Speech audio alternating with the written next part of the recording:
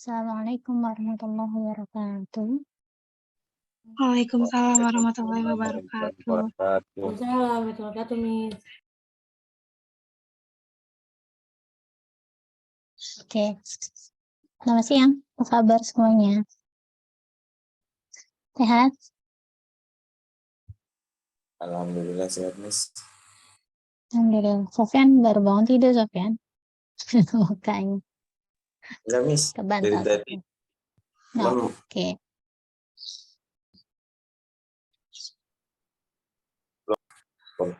Ketemu lagi nih kita.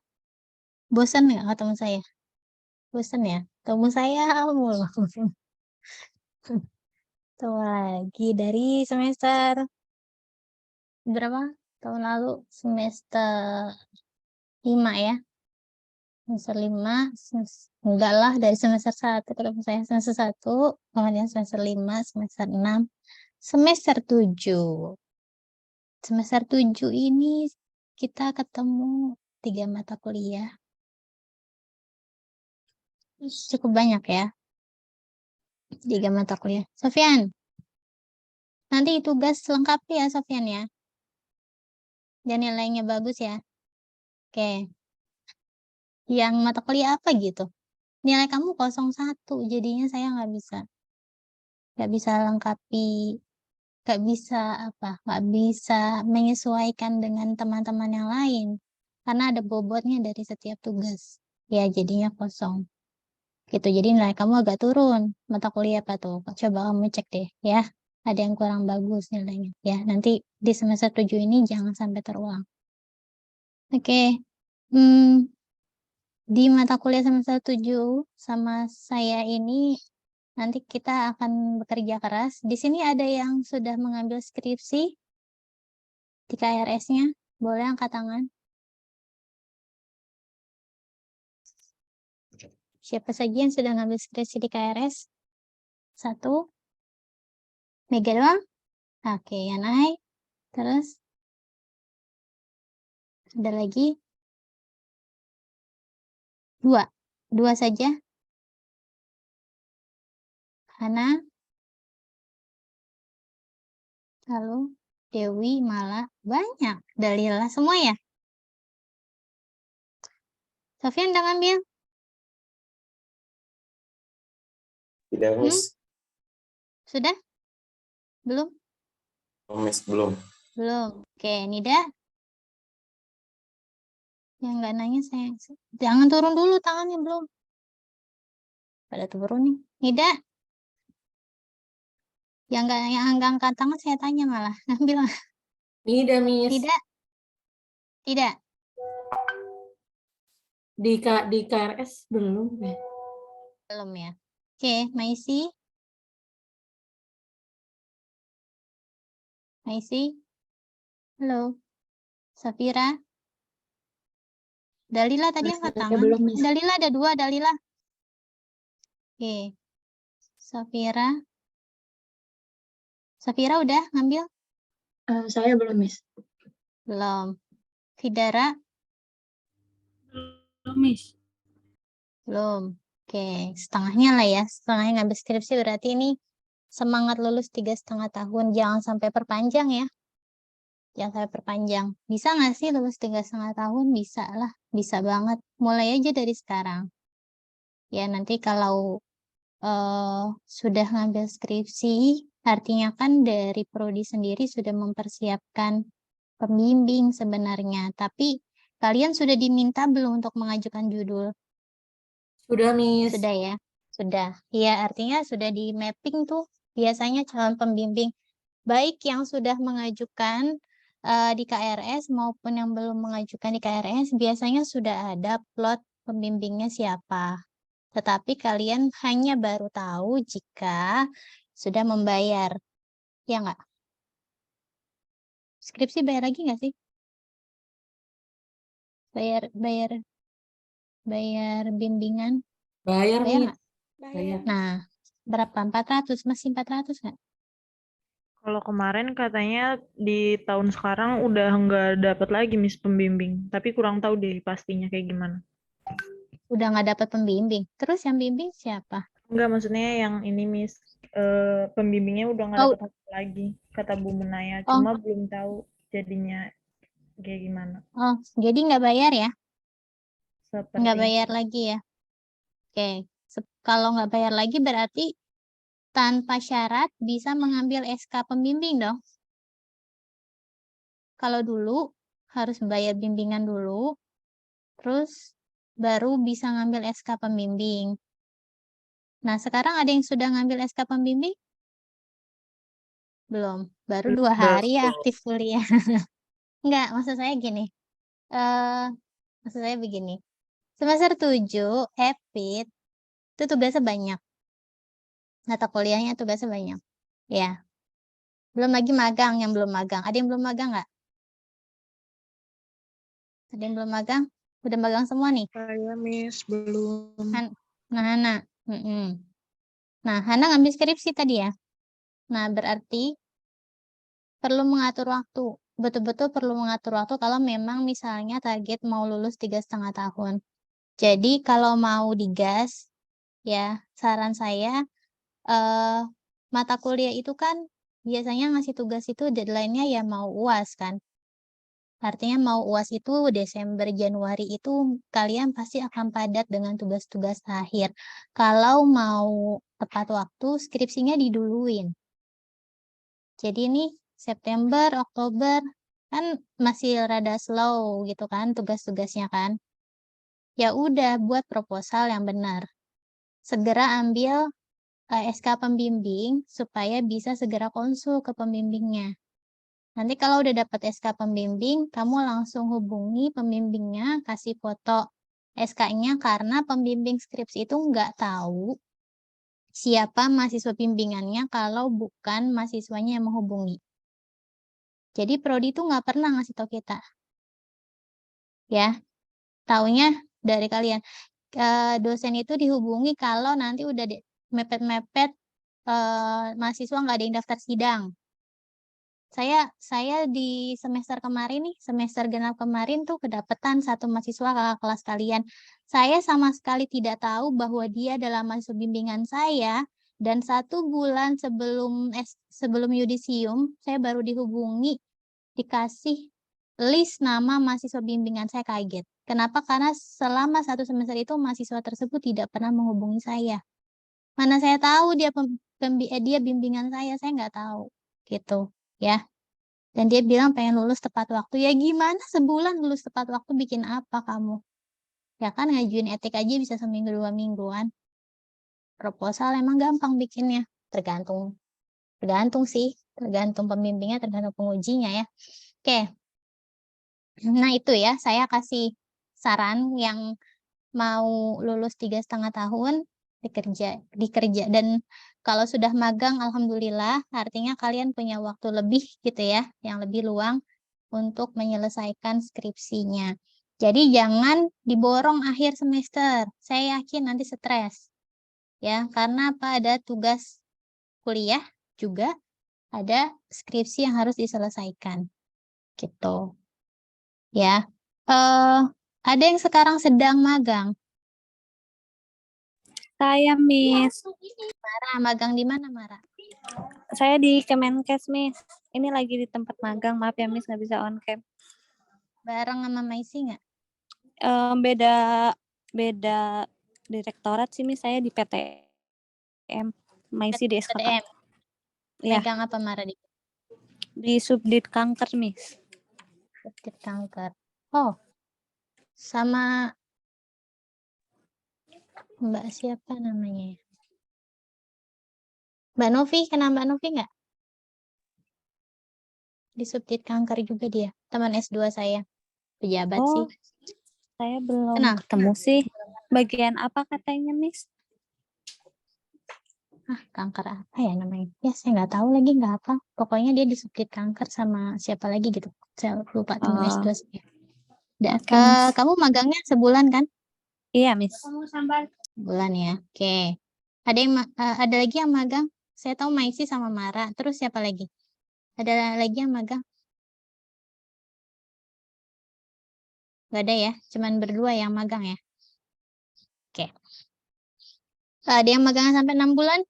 Karena yang adik-adik kelas kamu tuh pada semangat-semangat tuh ikut kampus Merdeka. Magangnya 6 bulan. Jadi kuliahnya online, magangnya di luar kota, hilang-hilangan sinyal. Memang sih untungnya bisa konversi 20 SKS mata kuliah peminatan. Jadi sekarang tuh yang adik-adik kelas kamu tuh punya apa ya, kebijakan tersendiri ya karena Menteri Pendidikannya itu menerapkan kampus Merdeka. Kalau kamu magang selama 6 bulan itu rata-rata kebanyakan kalau magang Merdeka tuh 6 bulan, kamu bebas 20 SKS, milih mata kuliah mana yang nggak mau kamu ambil dan diganti SKS-nya dengan magang, tapi kompetensinya harus mirip-mirip dengan apa namanya, bidang magangnya. Jangan yang misalnya kamu anak EPIT terus magangnya di konstruksi gitu kan nggak nyambung ya.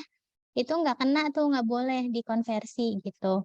Ya, jadi harus sesuai dan mata kuliah yang bisa dikonversi hanya mata kuliah peminatan. Tidak boleh mata kuliah wajib fakultas ataupun universitas gitu. Nah, untuk mata kuliah ini analisis data epidemiologi, nah saya tuh lagi cari RPS-nya yang pakai PDF kok nggak ada ya.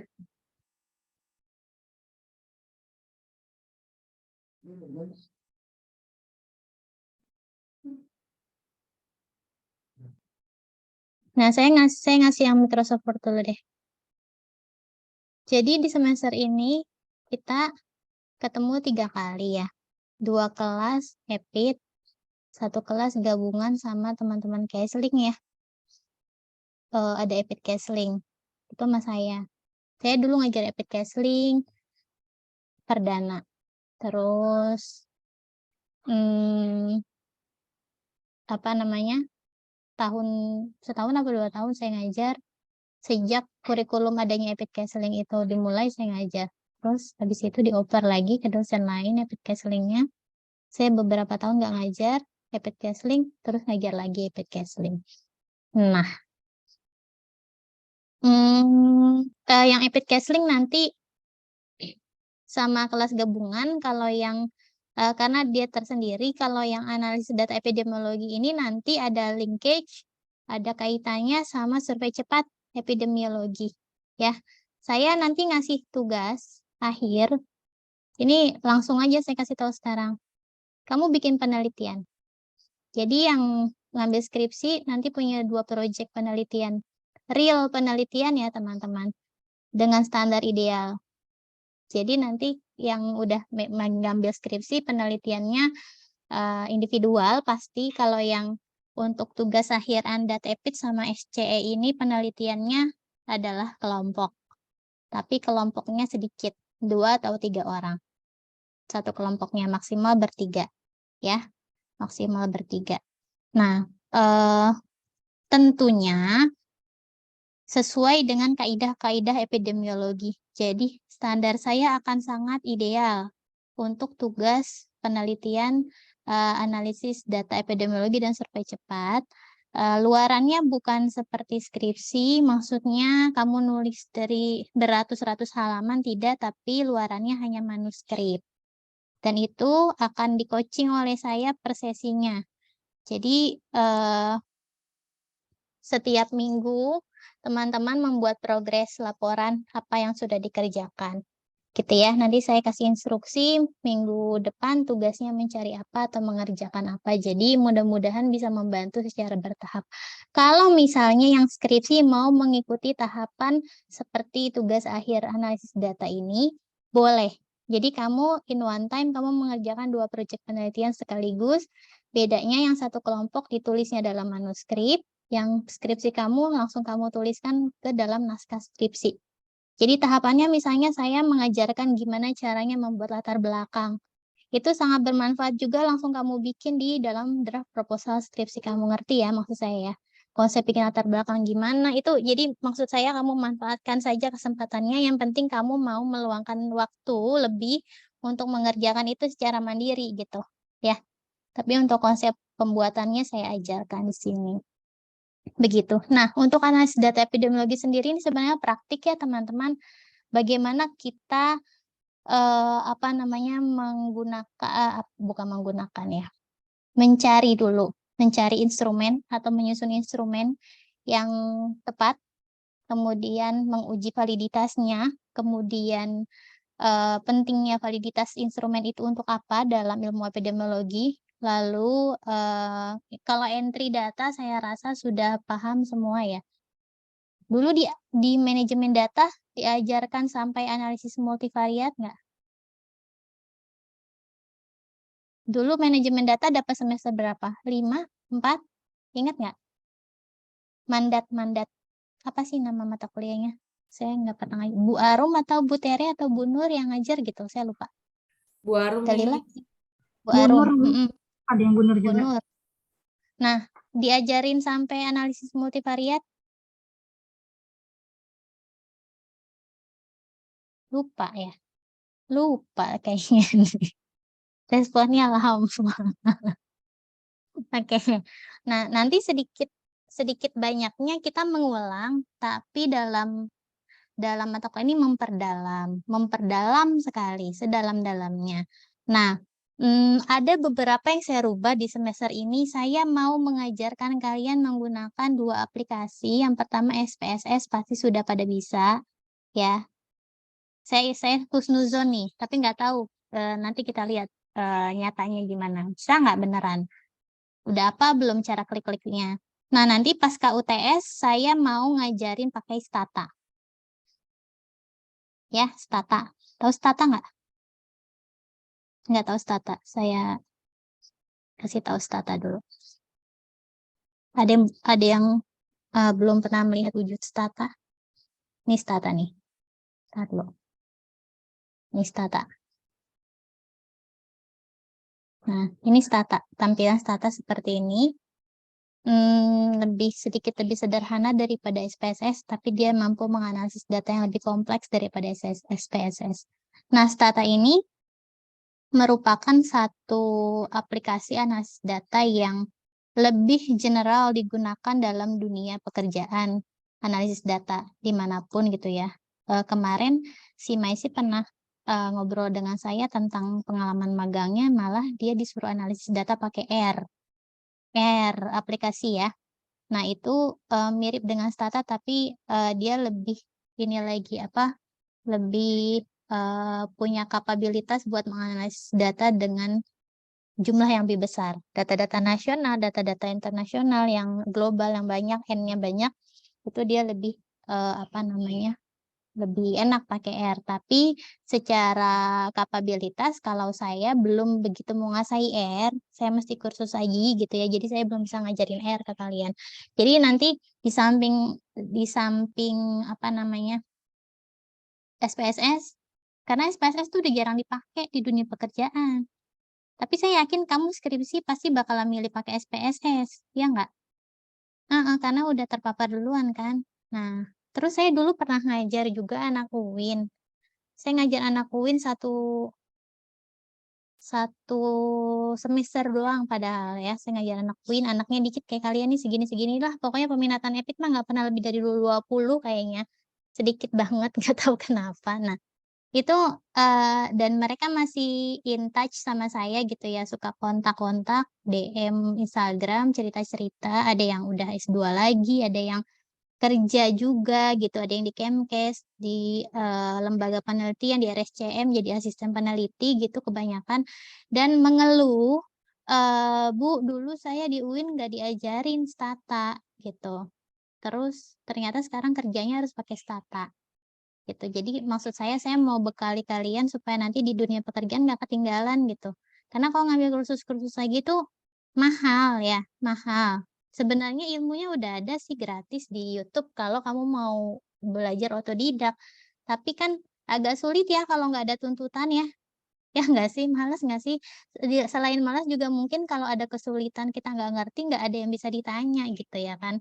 Beda sama kelas. Jadi insya Allah nanti saya ajarin pakai Stata ya, dari dasar sampai analisis multivariat.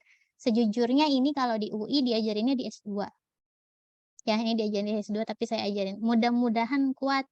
Enggak susah sih Stata tuh. Dulu saya habis belajar Stata tuh saya ninggalin SPSS. Goodbye SPSS gitu. Karena saya lebih senang pakai Stata. Gitu. Nah, kemudian ini karena online, tolong on cam aja ya. Saya sempat kepikiran pengen offline gitu, tapi kok kayaknya ada yang magang, ada yang jauh, sayangnya juga agak segan gitu. Jadi di kampus fasilitasnya masih belum memadai ya teman-teman, sarana prasarananya. Jadi dianjurkan untuk online. Nah, ini kalau teman-teman lihat di dalam capaian pembelajaran mata kuliahnya, ya, dalam capaian pembelajaran mata kuliahnya saya mengajarkan kalian di sini, ini masih yang lama nih, saya belum bikin yang baru. Karena saya sambil ngerjain disertasi, saya belum bikin yang baru, cuma saya kasih gambaran aja. Ini kan ada tentang membuat apa namanya, kuesioner, entry data, analisis data pakai EpiInfo. Nih teman-teman lihat ada EpiInfo di sini ya. Ada EpiInfo. Nah, EpiInfo ini saya pindahkan ke survei cepat. Jadi nanti kita belajar EpiInfo di survei cepat after UTS. Gitu. Nah, tugasnya jadi 2 mata kuliah, 1 tugas project, enak kan? Enak ya. Tapi nanti analisisnya kompleks ya. Minimal bivariat analisis gitu. Kalau sampai multivariat analisis akan lebih bagus lagi. Nanti outputnya adalah manuskrip ya. Jadi nanti kalian saat sudah real skripsi nggak canggung lagi gitu ngerjainnya. Nah, maka di awal semester ini kita sudah mulai nanti melakukan manajemen data menggunakan SPSS sampai masuk ke dalam konsep analisis multivariat. Saya nggak akan kasih PPT, kita akan setiap harinya praktikum pakai SPSS, jadi tolong wajib gunakan laptop. Ya, wajib gunakan laptop. Dan saya setiap sesi saya akan minta kalian gantian screen sharing. Jadi layar SPSS yang ada di share screen adalah layar mahasiswa. Misalnya hari ini saya minta Dalila share screen, mungkin minggu depan saya minta Hana share screen, gitu ya. Dan supaya semuanya praktik berasa ngerjain, karena kalau praktikum nggak langsung ngerjain, ngelihat doang, biasanya saat praktik nanti bingung lagi gitu ya. Jadi 1,5 semester mungkin kita sedikit mengulang manajemen data, tapi dengan pemahaman yang lebih mendalam lagi ya tentang konsep-konsep jenis data itu, terus kemudian variabel, jenis variabel, kategori variabel, ya, bedanya apa, nominal, interval, rasio, ya, ordinal, kemudian uji normalitas data itu seperti apa, kemudian bagaimana mengkategorikan data, mengcompute data, merecord data gitu ya.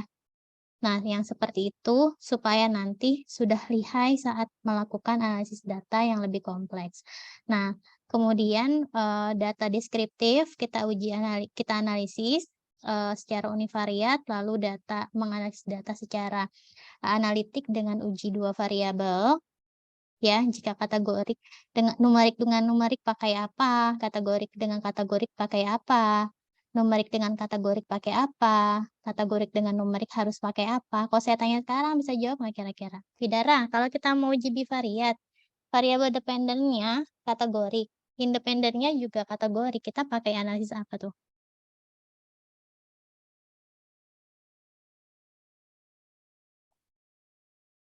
Mikir dulu kan lama ya. Ya kan? Ntar saya bikin kamu hafal. Benar. Ya. Ntar saya bikin kamu hafal. Jadi udah di luar kepala lah itu, ya. Udah di luar kepala. Oke, kemudian kita akan praktikkan semua jenis analisis, uji normalitas semua kita akan praktikkan. Kemudian menilai mana instrumen yang baik, mana instrumen yang tidak baik gitu ya. Lalu menjelaskan konsep. Nah, saya dulu cuman nargetin konsepnya multivariat aja, cuma nggak tahu nih angkatan sekarang kira-kira karena EpiInfo-nya saya pindahin ke apa namanya, ke survei cepat, jadi kan sesinya akan lebih longgar nih. Jadi kita akan perdalam multivariatnya, ya kita akan perdalam multivariatnya supaya kalian bisa melakukan analisis multivariat. Mudah-mudahan aja nanti lulus ada yang kerjanya di bagian analisis data, nih yang magang-magang di Kemkes diperpanjang misalnya ya. Sampai jadi pegawai P3K kan bisa aja ya. Waalaikumsalam. Nah, buku utamanya saya masih pakai bukunya Pak Tanto ya teman-teman ya. Punya kan Dulu Bu Arum pakai buku Pak Tanto juga. Buku Pak Tanto tuh yang ini nih. Mana ya? Taruh, saya screen sharing biar nggak pindah-pindah.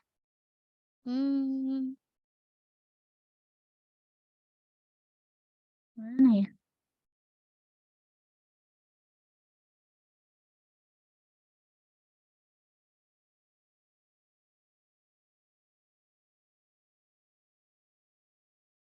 Kok nggak ada ya?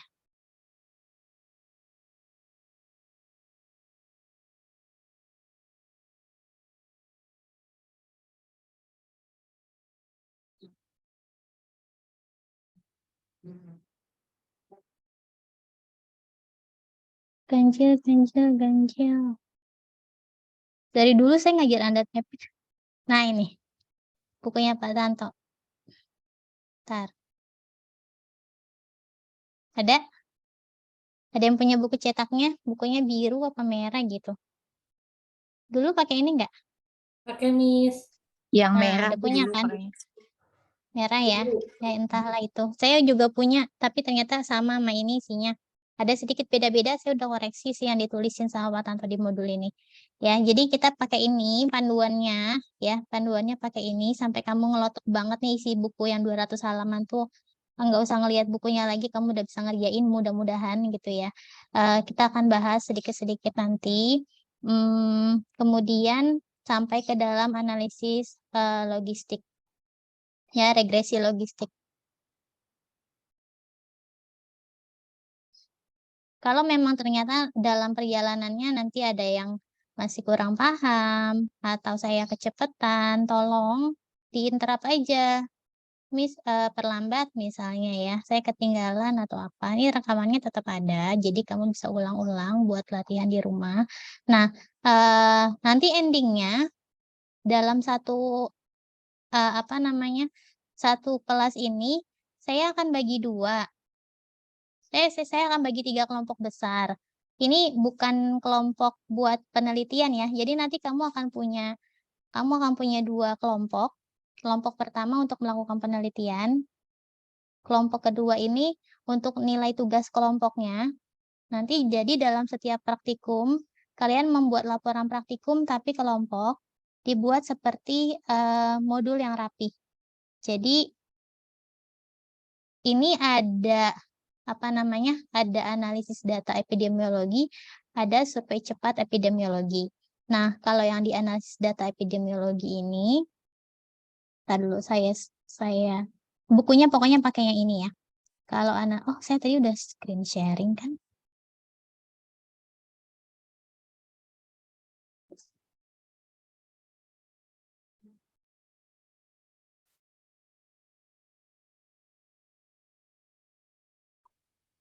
Nah, di sini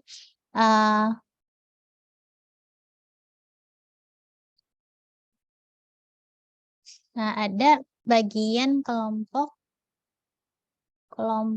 untuk tugas ya. Nah, di sini membuat laporan praktikum.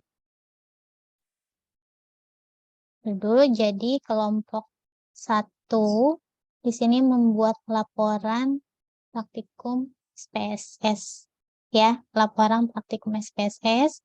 Kalau yang kelompok 2 ini ada berapa orang sih? 13 ya.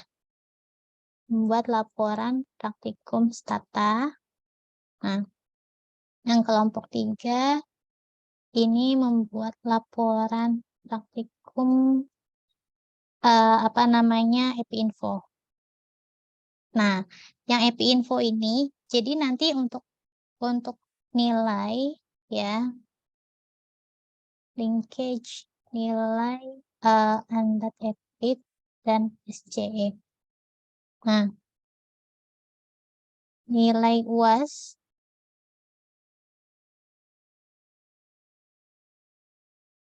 apa ya? UAS sih sebenarnya. Nilai UAS adalah membuat penelitian dengan output manuskrip. Oke, lalu nilai tugas kelompok itu adalah membuat laporan praktikum. Jadi, satu kelas ini tugas kelompoknya enggak ya, maksudnya masing-masing punya tugas kelompok. Kan di mata kuliah saya ada 2 nih. Mata kuliah saya ada 2, tapi aplikasi yang kita gunakan ada 3. 2 di Andat, 1 di SCE kan. Nah, tugas kelompoknya akan berlaku nilainya untuk 2 mata kuliah. Ngerti nggak maksud saya? Untuk 2 mata kuliah, jadi kamu cuma punya 1 tugas kelompok aja yang membuat laporan praktikum. Dan itu buat tugas kelompok. Dan 1 tugas UAS untuk membuat penelitian dengan output manuskrip. Jadi, kamu bikin manuskrip nilainya buat UAS Andat sama UAS SCE. Terus kamu bikin laporan praktikum, nilai tugasnya buat nilai tugas Andat sama SCE. Ngerti nggak? Ngerti ya? Ngerti ya? Oke. Nah, jadi nanti silakan dibagi 3 kelompok ini. Ya, silakan dibagi 3 kelompok ini yang nantinya yang ini membuat laporan sesuai dengan mata kuliah Andat. Yang ini laporannya nanti ada di mata kuliah SCE. Tapi orangnya beda-beda ya. Ya, berarti kalau misalnya 13 dibagi 3 berapa tuh? 44 ya? Ada yang 5 ya?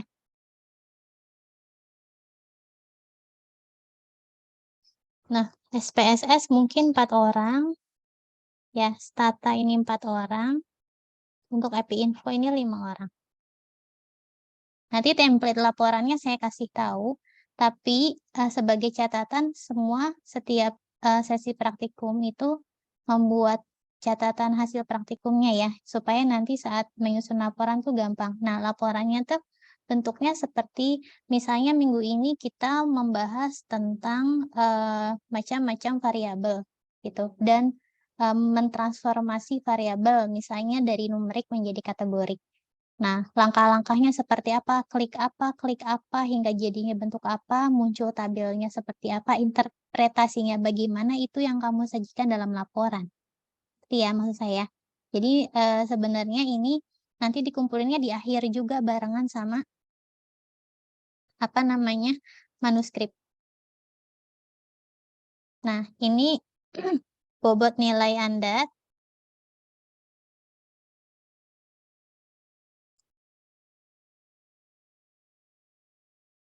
Nanti untuk tugas ya, itu saya ini dulu deh, diambil dari laporan praktikum kelompok. Oke, ini bobotnya adalah 30%, kemudian UTS, nah diambil dari partisipasi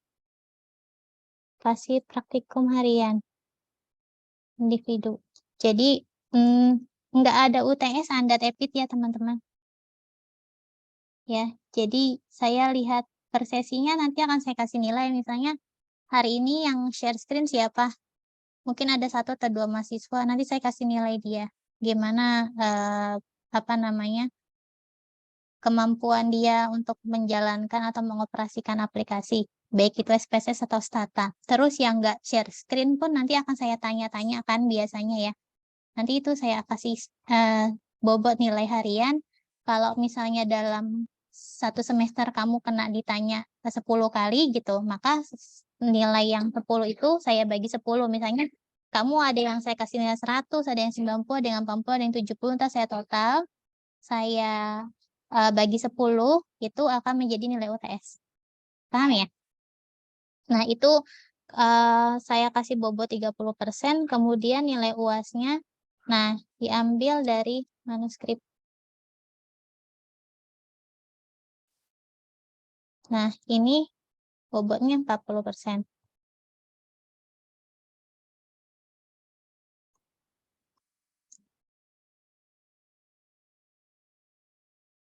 Ada yang mau berkomentar nggak?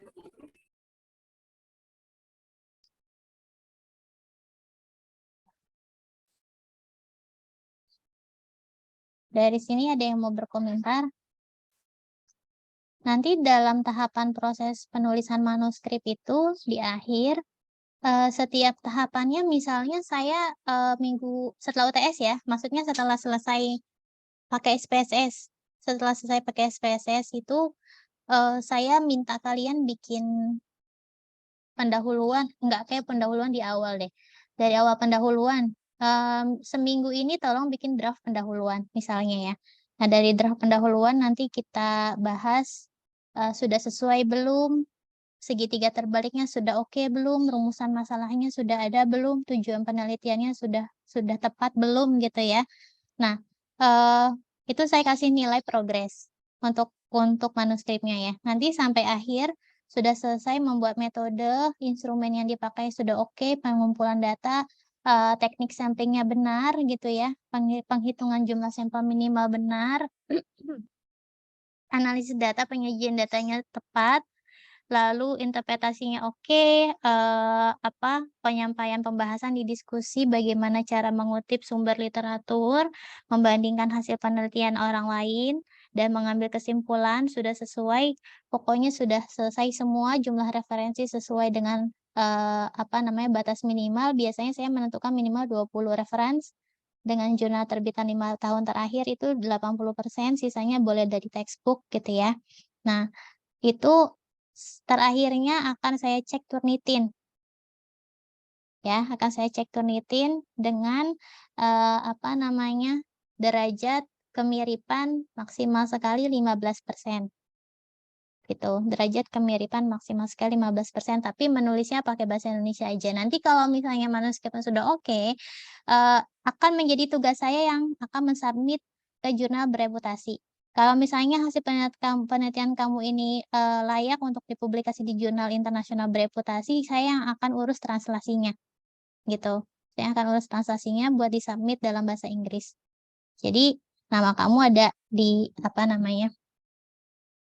di hasil publikasi. Nah, saya mau ngasih tahu ada beberapa. Ini masih kelihatan kan ya, share screen-nya. Hasil penelitian kelas kamu walaupun belum semua ya. Yang saya publikasikan dan ini memang masuk ke dalam Google Scholar saya karena pasti ada nama sayanya. Jadi, nah itu waktu itu awal sekali. Nah, ini tulisannya. Nah, tulisannya Astris, siapa nih? Rahma sama Siti Afifah nih angkatannya siapa ya waktu itu? Ini jurnalnya masih jurnal nasional aja, belum terakreditasi. Ya, jurnal nasional aja.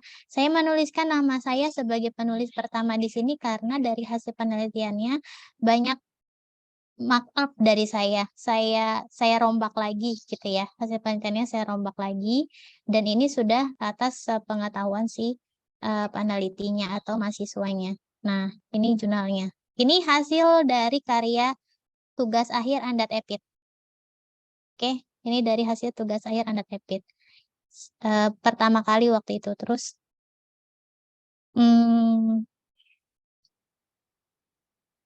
ini skripsi mahasiswa yang kemarin lulus 3,5 tahun nih, siapa namanya?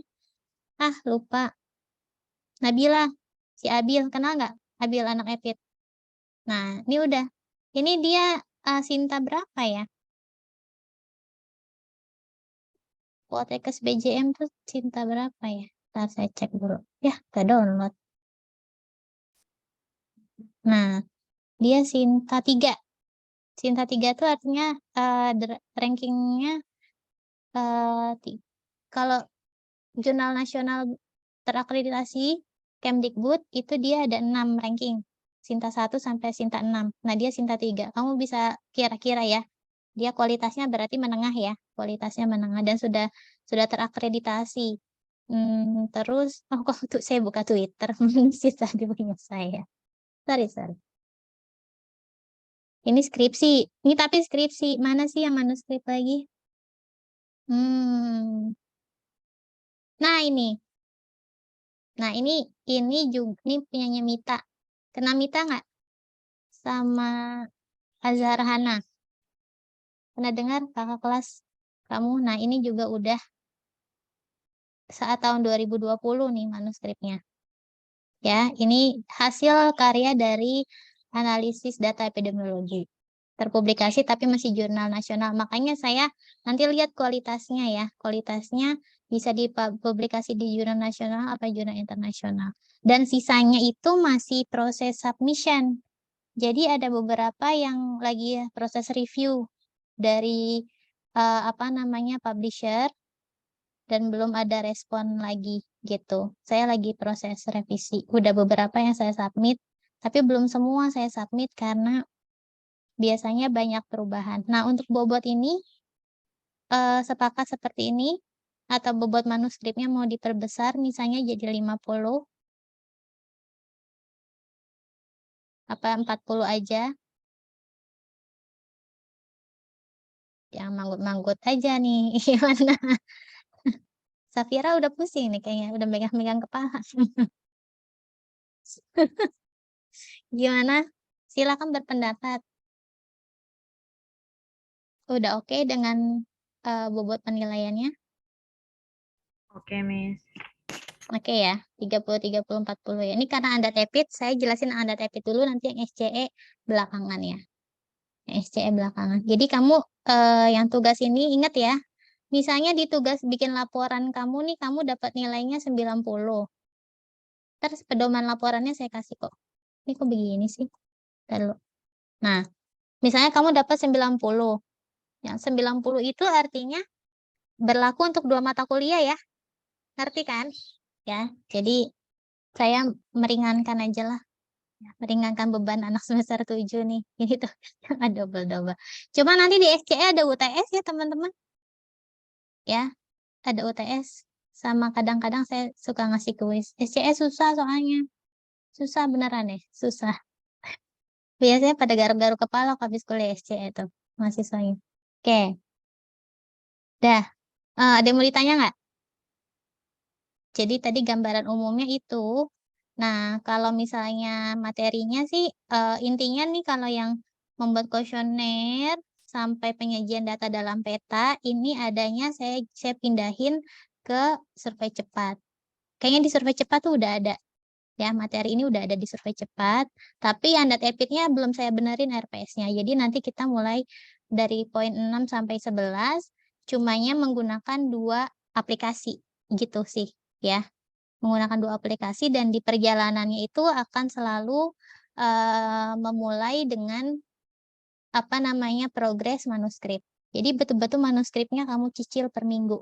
Mudah-mudahan nggak berasa, mudah-mudahan ya. Mudah-mudahan nggak berasa. Kayak gitu. Kemudian kalau ini buat epi info nggak perlu. Saya benar-benar belum bikin detailnya ya. Nama mata kuliah syaratnya sebenarnya adalah manajemen data. Ya, manajemen data. Kemudian, nah SPSS-nya punya versi berapa? Semua udah punya, udah install. Ibu, saya terakhir. mau ngomong Bu. Saya mau ngomong Bu. Iya, Nisha. Bu, kalau saya kan nggak tahu ya Bu cara install SPSS di MacBook itu kayak gimana nih. Saya masih belum ini Bu. Belum punya. Kalau yang di Windows ada Bu, cuman kalau yang di MacBook saya belum tahu cara ininya. Saya lagi coba cari tahu dulu cara install. Cari tahu ya, install ya. Kan sebenarnya SPSS tuh berbayar ya. Tapi kan pasti di online tuh udah banyak yang ngasih cheat-nya kan buat kita bisa dapat lisensi secara ilegal. Sebenarnya nggak boleh sih, sempet tuh saya baca ada yang mempermasalahkan itu gitu tentang legalitas. Cuman kita niatkan aja buat belajar ya. Niatkan buat belajar, maka nanti pesannya ketika menuliskan dalam manuskrip itu kita nggak boleh sebut kita analisis pakai SPSS. Karena SPSS-nya nggak halal ya, SPSS-nya nyolong. Beneran, karena nanti akan kalau reviewernya teliti gitu, dia akan tanya, itu lisensinya resmi atau tidak. Kalau ketahuan kita nggak resmi pakai lisensinya, udahlah ditolak itu manuskrip kita. Ya, nggak boleh dipublikasi. Bu, Gitu. tapi yang ini Bu, yang masalahnya itu di MacBook kan agak susah nge-cheat gitu nah Bu. Nah, Jadi beli itunya sih Bu. kayaknya. Oh, kalau misalnya saya coba apa namanya nebeng berdua gitu nggak bisa ya Bu? Nebeng berdua boleh sih.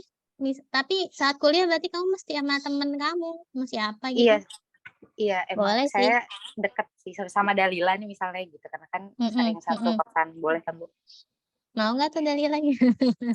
Dia udah ketawa aja udah sering lagi. Nggak tahu. Oke, boleh aja sih. Tapi nanti saya sambil nanya-nanya ke teman saya yang pakai Mac ya. Dia bisa Boleh. install SPSS-nya gimana? Soalnya banyak sih temen yang pakai Mac dan bisa SPSS-nya gitu. Kayaknya nggak beli juga dia. Terus saya kasih linknya kalau ada ya, buat Terima di-install. kasih Bu.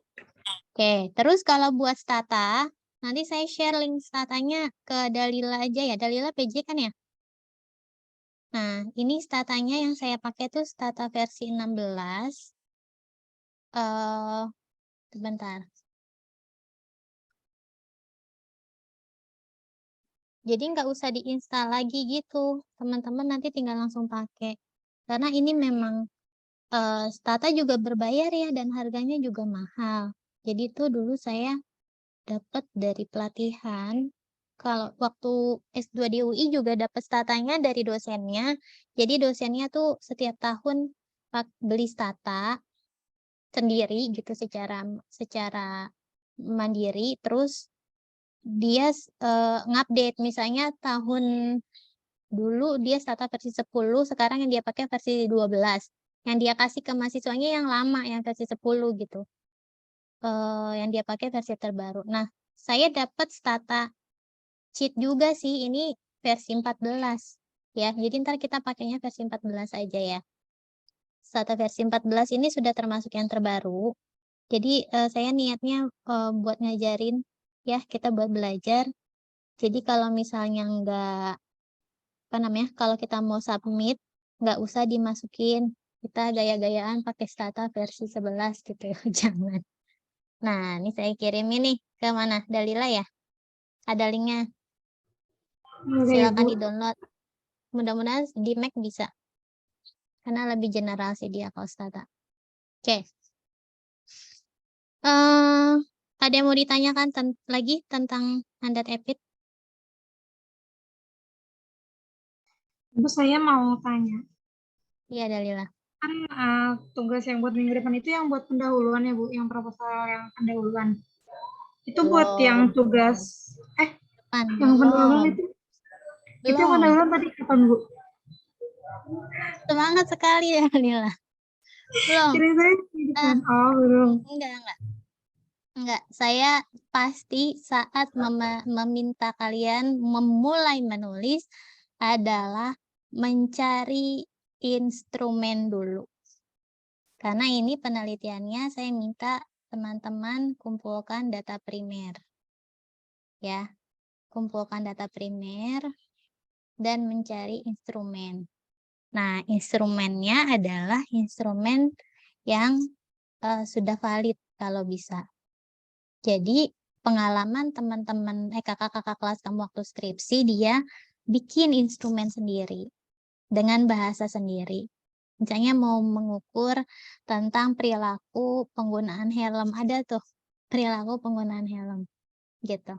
Dia bikin pertanyaan sendiri, apakah Anda punya sepeda motor, apakah Anda menggunakan helm saat mengendarai sepeda motor, terus berapa jauh jarak Anda menggunakan helm, maksudnya gimana ya? Dia nanya tuh, saya lupa dia redaksi pertanyaannya, intinya kalau dari rumah cuma ke depan doang pakai helm nggak gitu, kalau pergi jauh pakai helm nggak gitu. Nah, maksudnya itu pertanyaan-pertanyaan yang tidak terstandar kan, ya kan? Pentingnya apa? Validitas. Kita percuma mengukur sesuatu dengan alat yang tidak valid. Gitu. Ya, percuma mengukur sesuatu dengan alat yang tidak valid. Jadi saya minta tolong cari instrumen yang sudah valid. Boleh yang berbahasa Indonesia, boleh yang berbahasa asing. Dan itu konsulkan dulu ke saya. Jadi pikirkan topik dulu deh, misalnya mau teliti tentang apa, subjeknya ke populasi mana, kelompok ya, kelompok. Kemudian kira-kira instrumennya pakai apa? Cocok tidak pakai instrumen itu gitu. Kalau misalnya, Bu, saya mau analisis data sekunder. Nah, saya nih nggak bisa nih ngajarin kamu analisis data sekunder karena bekal saya belum banyak. Contohnya misalnya kamu mau analisis data Riskesdas. Oh, Riskesdas itu beli ya teman-teman. Kita beli, kita bayar. Kalau misalnya yang gratis itu misalnya AFLS, Indonesian Family Life Survey. Nah, analisis data AFLS itu big data, dia datanya besar sekali.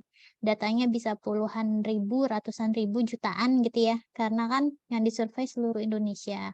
Nah, itu ada teknik-teknik tersendiri buat filtering data, kemudian cleaning data, lalu weighting data, pembobotan. Dan itu dipelajarinya adanya di level S2 dan hanya didapatkan di peminatan biostatistik. Bahkan di peminatan EPIT pun nggak diajarin kalau di UI ya. Saya dulu nggak diajarin weighting data, maka dulu saya tesisnya analisis data sekunder, tapi yang datanya masih ratusan, jadi nggak perlu ada pembobotan. Gitu. Maka saya baru bisa mengguiding kalian di semester ini untuk membuat penelitian, tapi lebih ke data primer aja. Ya. Karena kan jumlah sampelnya palingan ratusan kan, 100, 200 itu masih bisa dianalisis tanpa ada pembobotan, dan cleaning datanya lebih mudah karena kita yang punya datanya, kita yang input. Menghindari missing data dan lain-lain itu bisa kita kontrol, gitu ya.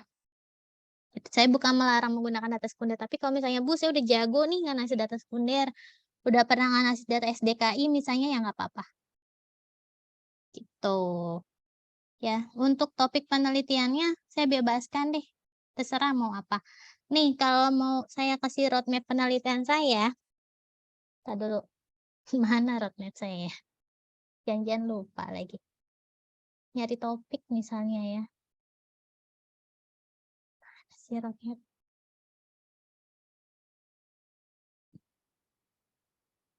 Saya takutnya kan tidak sesuai sama ini kalian, passion kalian, sukanya tentang apa gitu. Jadi sebenarnya saya bebasin aja kalau dulu ya. Di mana roadmap-nya?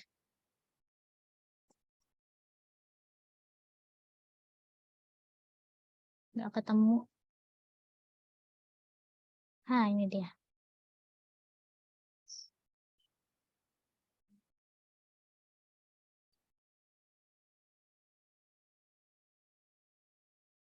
Bentar. Ini roadmap saya juga dibikinnya pas saya bikin disertasi ya teman-teman.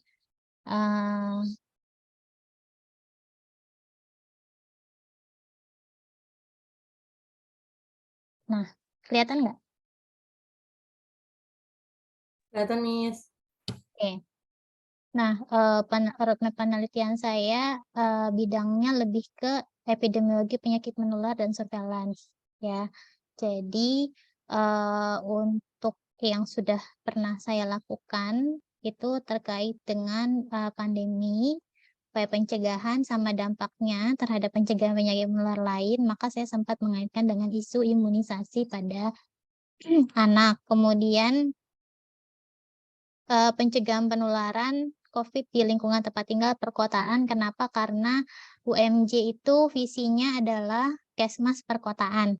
Ya, FKM kita tuh fokusnya kepada Kesmas perkotaan. Jadi kamu bisa cari permasalahan kesehatan pada masyarakat perkotaan. Kemudian tadinya saya, tapi ini belum sih, saya nggak jadi bahas tentang kualitas hidup penyintas penyakit menular di perkotaan, tapi lebih kepada untuk disertasi saya itu fokus saya sekarang ke stigma dan resiliensi pada penyakit menular kronik. Nah, ini kalau di disertasi saya topiknya HIV gitu. Jadi subjek penelitian saya ODA.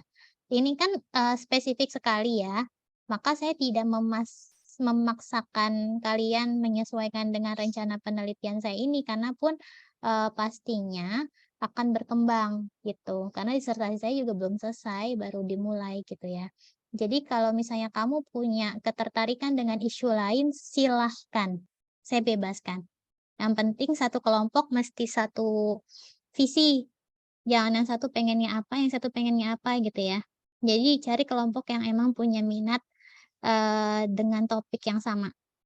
Mau pencegahan penyakit menular silakan, penyakit tidak menular silakan, mau ke perilaku boleh, kalau mau ke aspek psikologis, mental health boleh gitu ya, ke aspek lingkungan silahkan, bebas. Epidemiologi itu luas ya, tapi kadang-kadang yang agak terbatas kita itu punya friksi di manajemen rumah sakit, itu agak sulit ya, sama kesehatan kerja.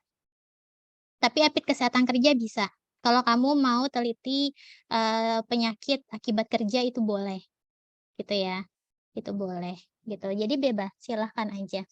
Nah, subjeknya itu tolong cari yang mudah diakses. Kita akan nanti tetap mengajukan perizinan dengan surat resmi. Tapi kalau misalnya kamu punya akses dengan orang yang kamu kenal, misalnya kamu mau teliti ke sekolah, ke anak SD, atau ke anak SMP, terus kamu punya kolega atau anggota keluarga terdekat gitu ya, yang bekerja di tempat tersebut, itu akan lebih memudahkan untuk melakukan turun lapangan gitu ya. Jadi cari kesempatan itu. Ini trik-trik ini sebenarnya juga bermanfaat buat skripsi kamu. Jadi ada mahasiswa yang sangat ideal pengen bikin skripsi tapi di lembaga yang antah berantah, maksudnya kita nggak punya link sama sekali ke dalamnya. Jadi buat birokrasi perizinan aja dia butuh waktu lama gitu. Ya. Jadi kayak kemarin tuh untungnya sih ujungnya sih alhamdulillahnya berhasil, tapi perizinan dia bisa 2 bulan, izin doang tuh. Nah, kayak kemarin kakak kelas kamu tuh baru lulus kemarin bimbingan saya, dia penelitian ke Pantiwerda tentang anak gizi ya, Pantiwerda ke penyajian makanan lansia di sana, meneliti gimana sih proses penyajian makanannya gitu. Tapi dia nggak ada koneksi sama orang Pantiwerdanya. Jadi izin tuh dia harus ke dinas dulu, dinas kesejahteraan sosial gitu. Terus baru nanti ada tembusan ke sana, ke Pantiwerda, dan dikasih di suratnya bunyinya tuh diizinkan penelitian 1 bulan doang. Ternyata pas itu udah kelar, etiknya belum keluar, ya, etiknya belum keluar, jadi dia belum boleh turun lapangan. Pas dia mau turun lapangan, di surat itu udah habis tuh tenggat waktu turun lapangannya. Jadi dia harus ngajuin surat lagi. Kebayang nggak kamu tuh? Itu ribet kan administratifnya ya. Jadi jangan sampai begitu. Jadi akhirnya waktu itu dia berkomunikasi sama kepala Pantiwerdanya, akhirnya lobbying lah supaya dikasih kelonggaran untuk turun lapangan. Akhirnya dia turun lapangan boleh tuh suratnya pakai surat yang lama. Tapi habis itu ternyata ada informasi yang kurang. Informasi yang kurang, dia harus nanya lagi, turun lapangan lagi ke informannya gitu, ke pengelola dapur yang menyajikan makan buat lansianya itu, dan gak direspon. Susah responnya gitu. Ya, jadi itu pengalaman tuh. Jadi kalau mau penelitian cari tempat yang aksesnya mudah. Jelas ya? Jangan yang sulit-sulit kayak gitu. Ini buat tugas ini sama buat skripsi kamu juga kalau mau cepet lulus. Oke? Gitu. Terus ada yang mau ditanyain? Kita mau materi hari ini? Apa mau pemanasan dulu?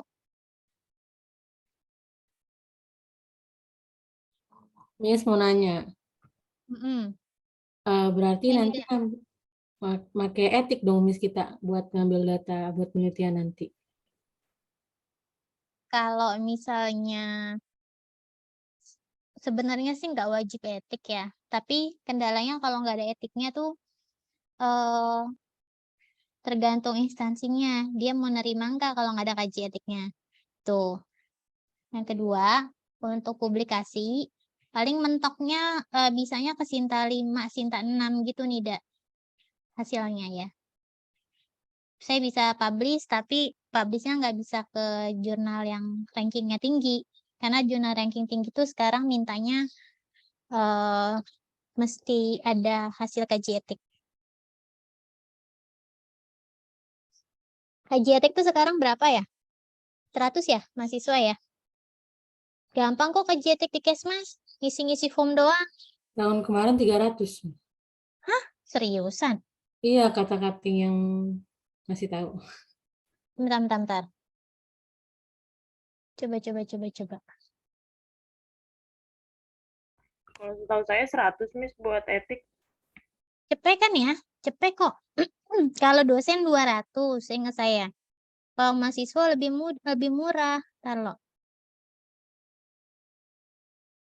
Nih. Eh. Ini gimana sih? Taruh. Terlalu lentur nih. Ini gimana sih?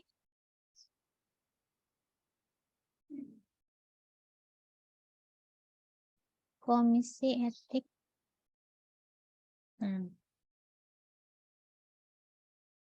Nih. Cepet kok. Kelihatan nggak di layar? Tidak. Iya, Miss, kelihatan Halo, Nida. berarti 100. Cepet ya. 300 dia 3 kali ngajuin. Ngajuin. Kalau misalnya temen satu kelompok, berarti nanti kan ini ada berapa ya? 13. Mau dibagi berapa kelompok jadinya? Kalau maksimal 3 orang, kemarin saya nyuruh 2-2 malah tuh, bikin penelitiannya berdua-berdua. 1, 2, 3, 4, 13 bagi 2, 6. 6 ya? Ada yang 3. Ada yang 3 kan? Iya, ada yang 3. Nah ini keberatan nggak kalau patungan gocap-gocap?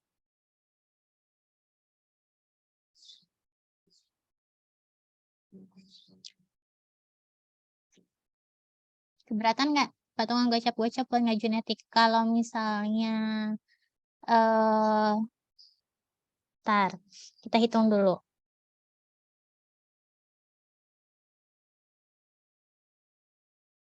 Dibagi 6 berarti 600 ya, 600 ya. Kemudian sama saya 14. Per orangnya 43.000. Kurangnya cuma 7.000. Keberatan nggak? Keberatan Enggak nggak? kok, Kalau Miss. misalnya Enggak. ya, nah, oke. Ya jadi kisaran segitu.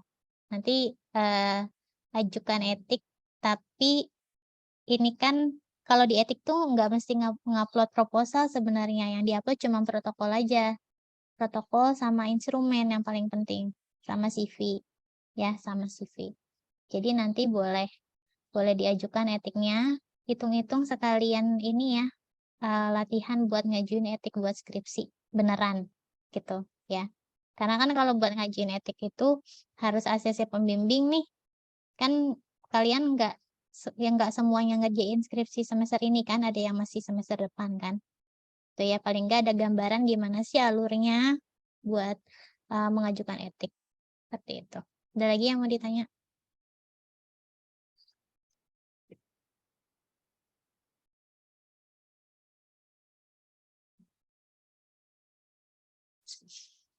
Satu jam. Terus apa lagi ya? Kalau nggak ada, kita pemanasan dulu nih.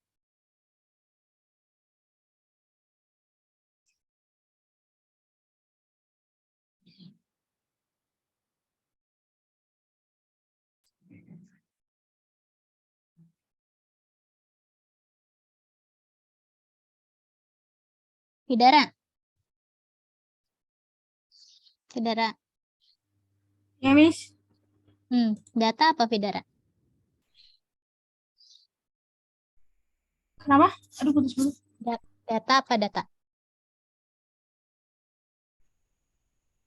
Kumpulan dari informasi.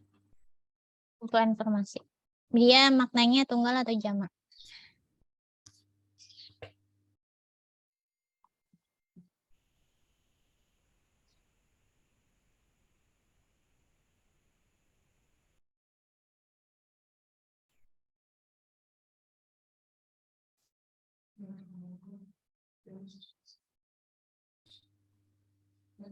Tunggal atau jamak?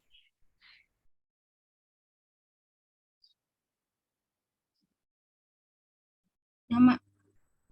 Jamak. Jamak. Bahasa Indonesia, bahasa Inggris? Kenapa, Miss? Bahasa Indonesia atau bahasa Inggris data tuh?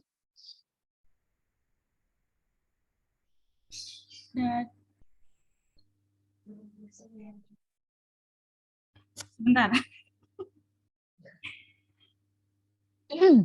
Malah. Putus jaringan, ya Allah. Maaf. Nggak apa-apa, nggak apa-apa. Kan pemanasan. Udah tegang ya? Udah panas? Tadi dulu. Malah. Ada Malah? Ada, Sri. Miss. Malah. Oke. Ada. Data tuh bahasa Indonesia, bahasa Inggris Malah.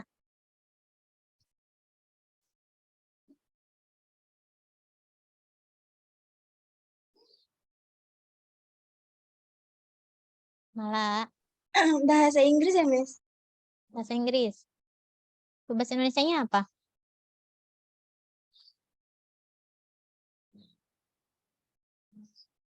Soalnya di bahasa Inggris namanya juga data, di bahasa Indonesia juga data. Jadi bahasa apa tuh? Kata serapan. Bahasa serapan. Indonesia kata serapan. Iya. Kalau dalam dan bahasa Inggris, data itu bentuk tunggal atau jamak?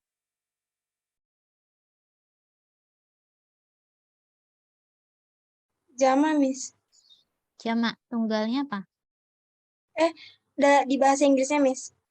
Mm-mm, Kalau di bahasa Inggrisnya tunggal. tunggal. Tafira.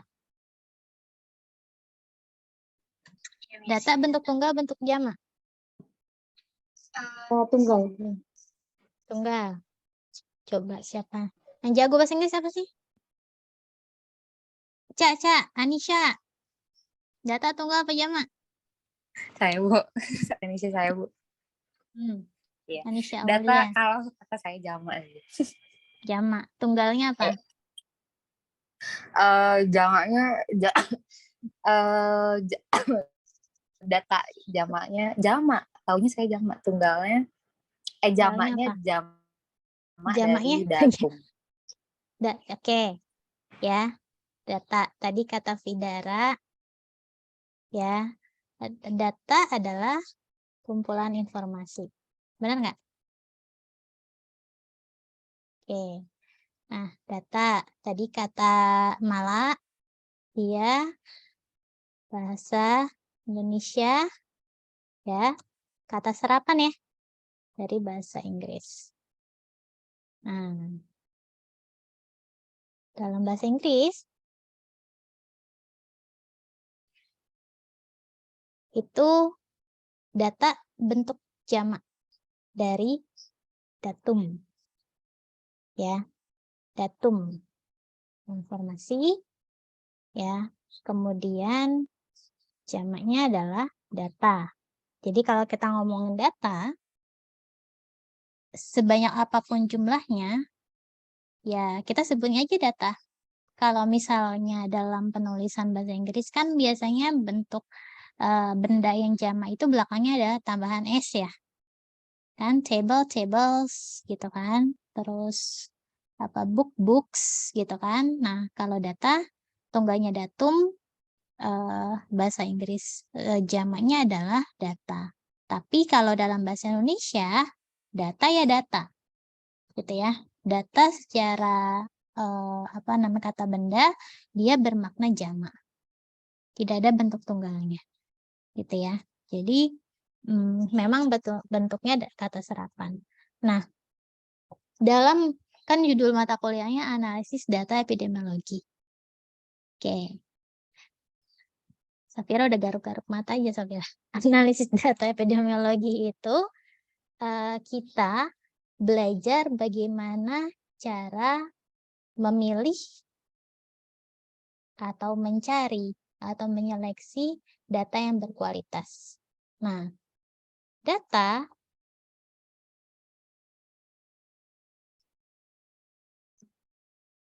yang berkualitas itu harus punya kriteria. Ya, kriterianya apa? Adalah valid. Kemudian reliable. Ya, valid dan reliable. Satu lagi, bentuknya adalah objektif. Jadi data yang kita pergunakan untuk dianalisis secara epidemiologi mesti memenuhi 3 kriteria ini. Ya.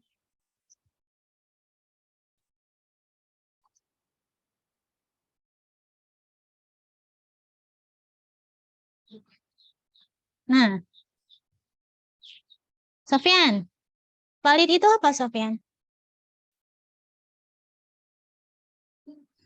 Kalau valid itu kebenarannya sudah tentu, Miss. Kayak misalnya ada landasan teorinya gitu.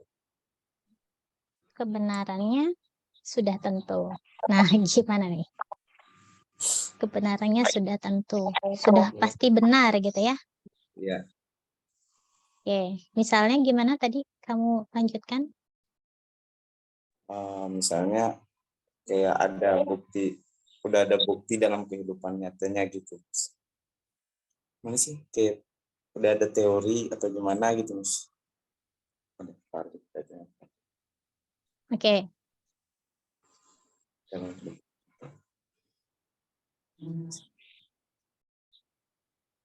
Ada pendapat lain nggak? Safira? Safira tadi udah saya tanya. Mega? Ya, Miss. Valid itu apa?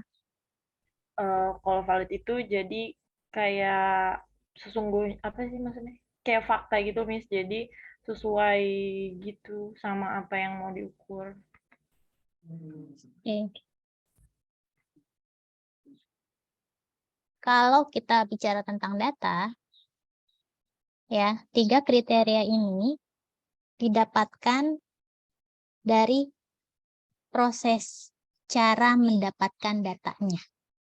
Jadi misalnya nih, kamu menemukan data, ada hasil ukur berat badan balita. Atau bayi lah, bayi ya, 0 sampai 11 bulan 29 hari. Ya, bayi di bawah 1 tahun ya. Nah, di dalam list data itu ada misalnya 100 bayi. Ketika dilihat nilai rata-rata berat badan bayinya, itu berat rata-ratanya adalah misalnya 20,5 kg.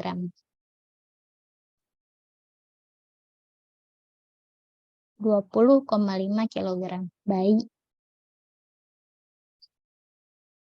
Sekilas penilaian kamu, apakah data itu valid?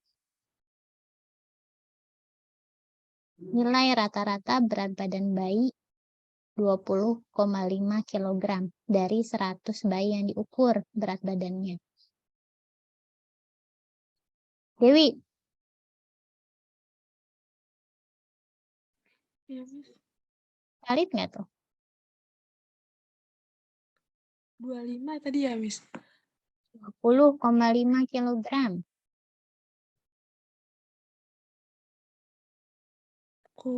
Kurang valid, Miss. Logikanya berapa harusnya rata-rata berat bayi? Umurnya berapa, Miss? Dibilang saya. Ini nggak nyambung nih. Bayi definisinya bayi apa sih? Anak Kesmas gak tahu definisi bayi. Bayi. 1 sampai 5 tahun balita. Bayi. Mara, mana Mara? Sambil magang ya. Mara. Siti Asmaraji, nyimak nih. Ya, umur bayi berapa umur bayi? Yang dikatakan bayi itu punya range usia berapa? Kurang dari 1 tahun.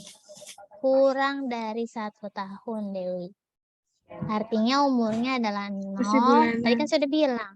0 sampai dengan 11 bulan 29 hari. Ini bayi nih. Oke? Oke. Iya, Miss. Terus kamu temukan suatu data misalnya di Puskesmas atau Posyandu gitu ya. Hasil nilai rata-rata BB 100 bayi yang ditimbang di Posyandu A pada hari ini adalah 20,5 kg. Valid enggak? Enggak, Miss. Enggak. Enggak. Enggak. Kenapa? Soalnya kalau bayi 20 kilo udah obesitas takutnya, Miss. Gede banget kan? Iya. Gede banget kan? Kita nggak usah mikir panjang lagi dah. Saat dengar kata bayi, oke, setahun ke bawah, 20 kilo. Masuk akal nggak bayi berat 20 kilo? Yang kita omongin ini dari 0 sampai 11 bulan 29 hari. 20 kilo itu tidak valid. Ya nggak? Bayi baru lahir itu beratnya berapa sih?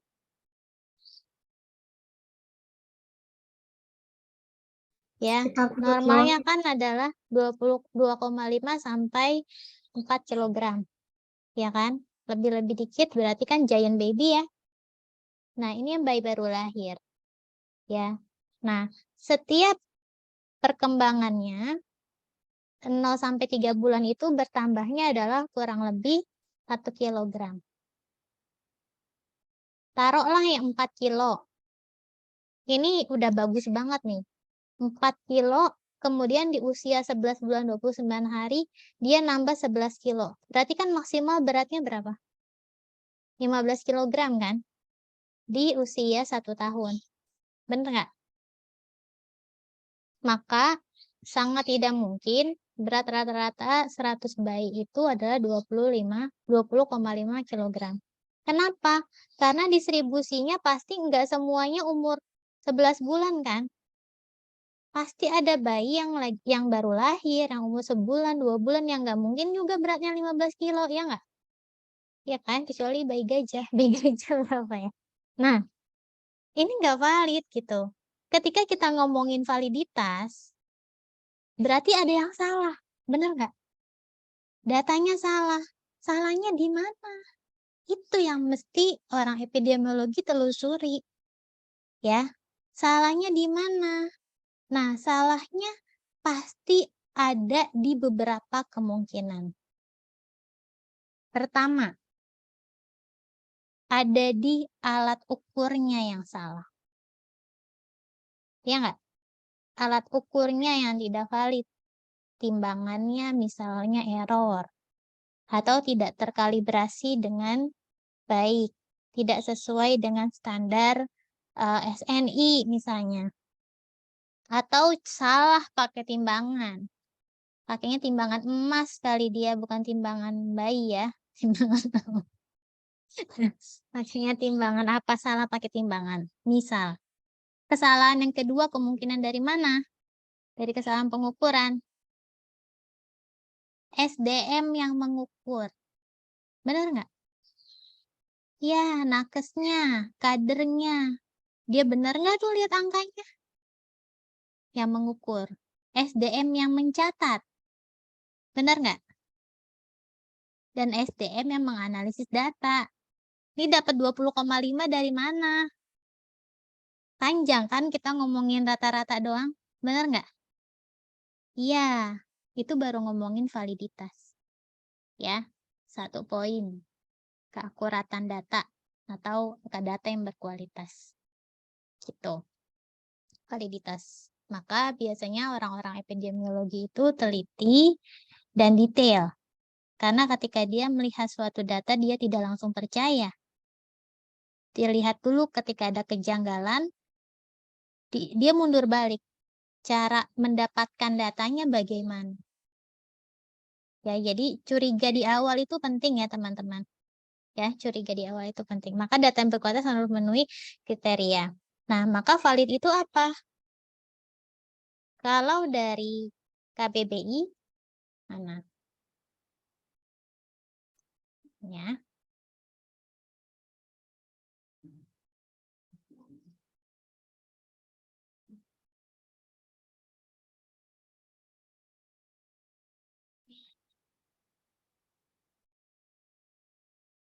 Oh, betul. Nah, menurut cara yang semestinya, sahih, berlaku, sahih, gitu ya. Tapi kalau menurut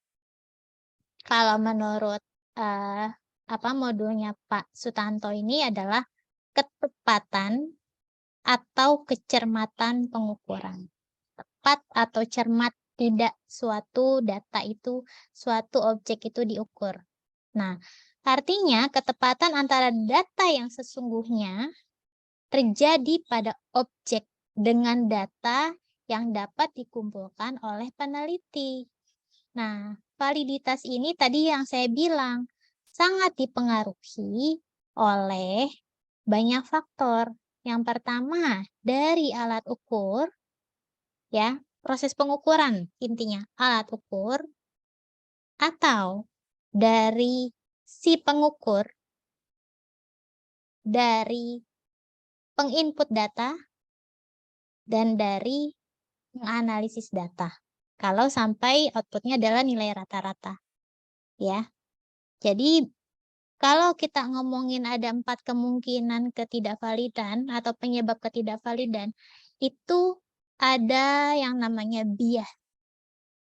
Ya, bias itu adalah potensi error, ya, potensi kekurangan yang terjadi dalam proses untuk mendapatkan validitas suatu data, ya, dari proses pengukuran.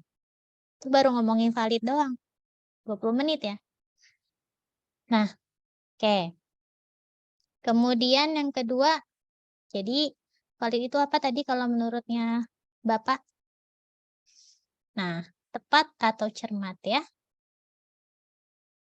Gampangnya gimana? Nah, data yang didapatkan sesuai dari hasil pengukuran sesuai dengan data yang sesungguhnya. Sesungguhnya terjadi pada subjek yang diukur. Tergantung yang diukur apa. Paham nggak maksud saya? Ya berat bayinya 4 kilo gitu. Rata-rata berat badannya berarti harusnya mungkin 10 kilogram. Bayi.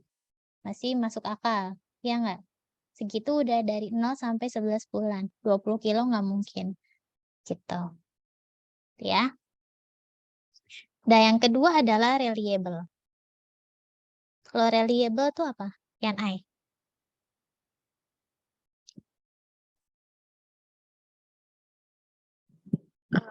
Itu hasilnya konsisten gitu.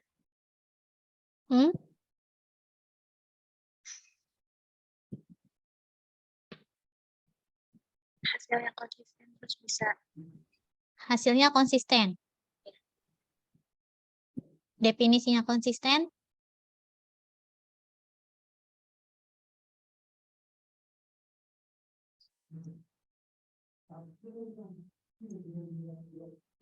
Definisinya konsisten, ada yang mau melengkapi? Maisi.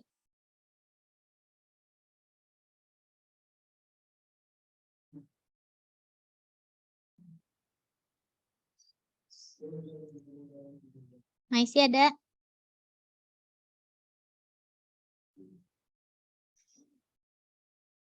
Nida. Maisi kemana Maisi? Nida. Halo Nida. Miss. Reliable apa Nida? Konsisten, Miss. Konsisten? Konsisten, iya. Bisa dijelaskan lagi? Jadi kalau misalkan data yang kumpulnya kemarin itu A, berarti kalau diulang lagi tetap A gitu. Oke. Hasil pengukuran yang ketika dilakukan, data didapatkan dari hasil pengukuran yang ketika dilakukan pengukuran itu berulang-ulang, hasilnya tetap sama. Itu ya, hasilnya tetap sama. Datanya reliable artinya. Artinya gitu. Jadi, nah kamu nimbang berat badan si anak, tapi kalau ngukur berat badan bayi nggak bisa jeda sebulan ya, pasti beratnya nambah, ya kan? Kecuali bayinya sakit atau punya masalah kesehatan lain. Ada hambatan di tumbuh kembangnya. Kalau mau mengukur berat badan bayi, mungkin jeda sehari 2 hari masih bisa untuk menguji reliabilitasnya dari alat ukur. Misalnya hari ini kita timbang berat bayinya 5,5 kg, gitu ya, bayi dengan umur 2 bulan. Nah, kemudian besoknya kita ukur lagi 5,49. Kemudian besoknya lagi kita ukur 5,53. Itu masih reliable nggak? Kalau pakai timbangan digital. Masih. Ya, masih reliable. Karena hasil pengukuran itu tidak ada yang 100% exactly tepat, sama. Gitu. Ya. Ada batasan confident interval yang masih dalam rentang wajar atau dimaklumi ketika ada perbedaan. Tapi semakin sempit rentangnya, misalnya dari pengukuran yang 5,49 ke 5,53 bedanya berapa sih? Bedanya hanya 0,04 kg kok, gitu ya. Tidak begitu signifikan, kecuali bedanya jauh. Misalnya kalau bayi ditimbang hari ini 5,5 kilo, terus besoknya kok jadi 5,8 kilo. Nah, itu dipertanyakan alat ukurnya. Berarti kurang reliable. Karena kalau perbedaan 0,3 kg pada bayi itu cukup signifikan. Jadi, saat kita mengukur kereliabelan suatu alat ukur untuk mengukur suatu objek atau suatu subjek, yang perlu kita perhatikan alat ukurnya untuk mengukur apa. Gitu. Kalau patokannya adalah berat badan bayi, kita mesti tahu range normalitasnya seperti apa sih beratnya. Tidak lagi saat kita mengukur berat badan dewasa. Kamu nimbang, orang dewasa beda. Kamu nimbang bangun tidur, belum makan, belum minum, sudah buang air, tidak pakai baju, gitu ya. Kamu timbang berat badan kamu 50 kilo pagi ini. Terus habis sarapan, kamu timbang lagi naik jadi 51. Yang salah timbangannya bukan itu. Ya bukan. Ya, bukan kan habis makan. Ya kali ini sampai 5 kilo, naik sampai 1 kilo, bener. Karena masa tubuh kita yang paling akurat diukur itu saat bangun tidur. Sudah buang air, belum masuk makanan minuman apa-apa dan tanpa pakaian gitu ya, dan tanpa alas kaki. Itu masa tubuh yang paling valid diukur gitu. Nah, kalau habis sarapan kan kamu udah pakai baju, apalagi kamu pakai baju bahan tebal gitu ya, itu aja udah berapa gram kan? Terus kamu makan masa nggak minum? Minumlah, ya kan? Itu bobotnya pasti nambah, gitu. Nah, kalau ada jeda confident interval rentang berat badan yang berbeda dalam satu pengukuran, kamu nggak bisa serta-merta menjudge bahwa timbangan kamu error. Apalagi yang lagi diet nih, masa gue sejam doang naik sekilo gitu, nggak gitu ya. Karena memang ada perubahan bobot tubuh kita gitu, karena ada makanan yang masuk. Tuh, beda pertimbangan reliabilitas suatu alat ukur tergantung dengan subjek yang kita ukurnya dulu seperti apa, gitu. Ya, belum lagi untuk pengukuran-pengukuran yang bersifat laboratorium. Ya, kayak ngukur. Kalau dulu skripsi saya ngukur HB, hemoglobin. Nah, hemoglobin itu beda desimal aja sudah beda ya teman-teman ya, karena kan dia hemoglobin itu kan satuannya itu belasan. Jadi kalau HB perempuan normal itu 11, ada yang bilang 12 gitu ya. Kalau ibu hamil 11, kalau perempuan remaja sama perempuan dewasa tuh 12 HB normalnya. Maka kalau misalnya dia 11,9 aja ya dikatakan belum normal hemoglobinnya gitu. Tapi kalau misalnya kita ngukurnya pada ibu hamil, hemoglobin 11,5, normal hemoglobinnya. Iya kan? Artinya tergantung dengan apa yang diukur, gitu. Jadi faktor reliabilitas ini sangat kompleks. Nah, jadi ada yang bisa menyimpulkan nggak dalam bahasa yang lebih mudah, Apa sih reliabilitas ini? Siapa yang mau mencoba? Yang belum saya tanya siapa ya? Anisha Aulia. Udah saya tanya tadi ya, data tentang data. Yang belum? Siapa yang belum? Dalila. Dalila dong sih. Dalila. Belum, Miss. Hanya tentang yang reliable. Gimana jadi definisinya? Data yang sebentar, Miss, di sini. Data yang konsisten setelah penelitian berulang yang berhasil. Data yang konsisten setelah penelitian ulang yang berhasil. Bukan penelitian, kita ngomongin pengukuran. Ya kan? Data yang konsisten didapatkan gitu ya. Dari pengukuran yang berulang. Gitu ya, yang dilakukan berulang kan. Itu namanya reliable. Datanya reliable. Karena alat ukurnya reliable. Jadi betul-betul data itu adalah output. Ya, kualitas data itu sangat dipengaruhi dari prosesnya. Gitu. Maka kalau misalnya orang epidemiologi sama biostatistik itu suka ngebahas ada istilah namanya garbage in, garbage out. Garbage in, garbage out itu artinya apa? Kamu nge-jam penelitian nih, instrumennya ngarang sendiri, uji validitas nggak ada yang normal tiap pertanyaannya gitu ya. Terus tetap kamu pakai buat analisis, diuji bivariat. Ujung-ujungnya tidak ada variabel berhubungan.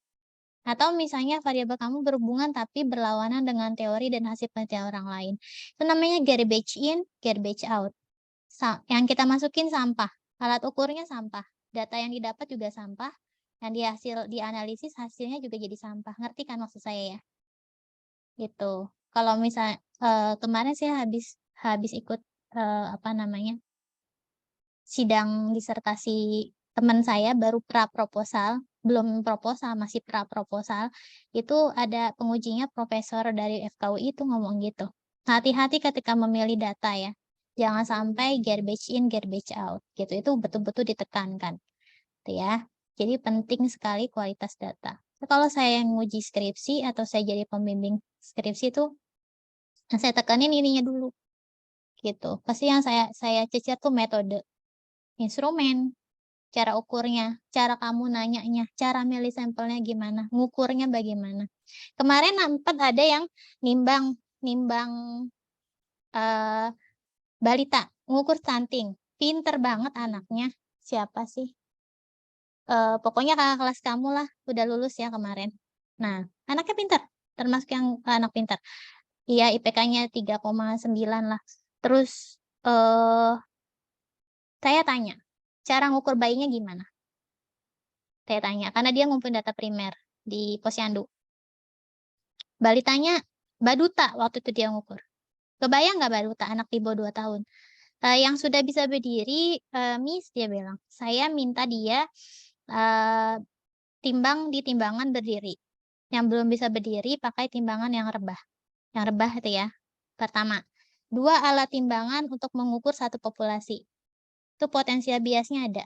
Karena 2 timbangan itu punya kalibrasi yang berbeda. Pertama itu. Ya.